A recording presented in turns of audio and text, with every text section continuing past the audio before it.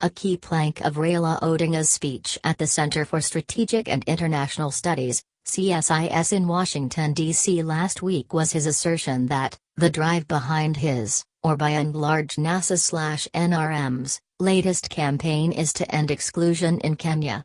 Can Raila Odinga, a billionaire, former Prime Minister, Member of Parliament for several years and son of Kenya's first Vice President, in all candour truly claim that existing mechanisms are insufficient? David Lake and Donald Rothschild, in their highly acclaimed study, The International Spread of Ethnic Conflict, Fear, Diffusion, and Escalation, 1998, identify four main options for enhancing inclusion in divided societies. 1. Demonstration of respect for all groups and their cultures. 2. Formal or informal power sharing. 3. Elections according to rules that ensure either power sharing or the minimal representation of all ethnic groups in national politics. And 4. Federalism or regional autonomy. Arguably, all the above strategies have been applied within the Kenyan context to varying degrees of success. Fundamentally, the Constitution is in itself an instrument for inclusion. The human rights regime recognizes entitlements of historically excluded and marginalized groups, while devolution is designed to cure inequality in the long term by decentralizing representation, where over 1,450 MCAs have been elected, and service delivery to 47 subnational units. Furthermore, public sector management is designed to adopt inclusive recruitment approaches at both national and county levels. Indeed, the Public Service Commission, and its counterpart, the County Service Boards, is required to ensure proportionate representation of all ethnic communities including the youth. The Public Service, Values and Principles Act, in appreciation of historically skewed recruitment, enjoins the Public Service Commission to disregard competition in order to ensure recruitment of persons from an ethnic group that is disproportionately represented in the public service or in a public institution.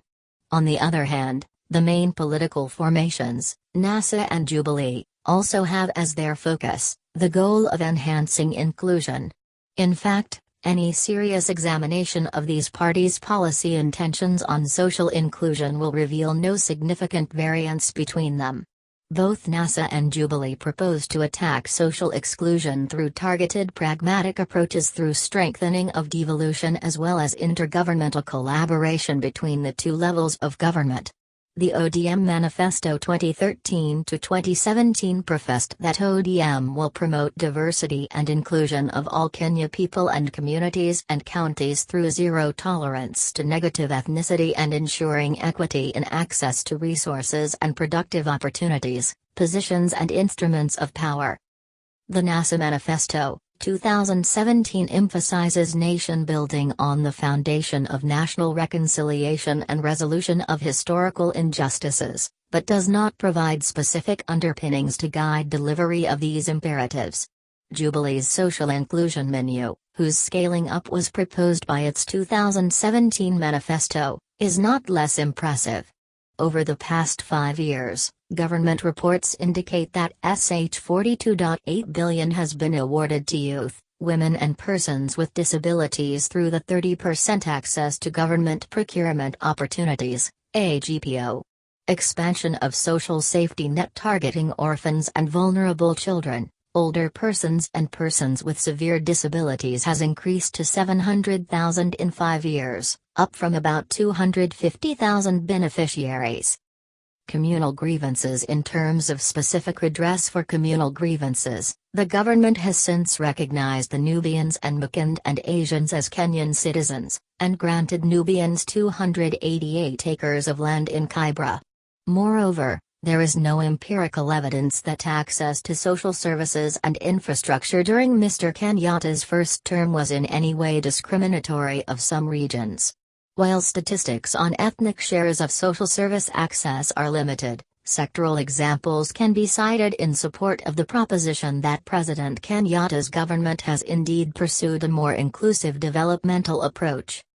For instance, the 1.2 million homes connected to electricity over the last 5 years has no doubt benefited every corner of the country. Certainly, Over this period, the number of new connectivity in Siaya County doubled those in Maranga. Similarly, the regional spread of over 3,000 kilometers of new tarmac roads demonstrates that deliberate attempts have been made to ensure that many more Kenyans benefit from improved road network. Also read, 80% of Kenyans say country headed in the wrong direction. Survey to Mr. Odinga, exclusion is just his latest catchphrase. That he understands a great deal about the struggle for naked political power, having fought for it on the ballot and in the streets, is indisputable. However, his credentials in the struggle against social-economic marginalization remain highly doubtful.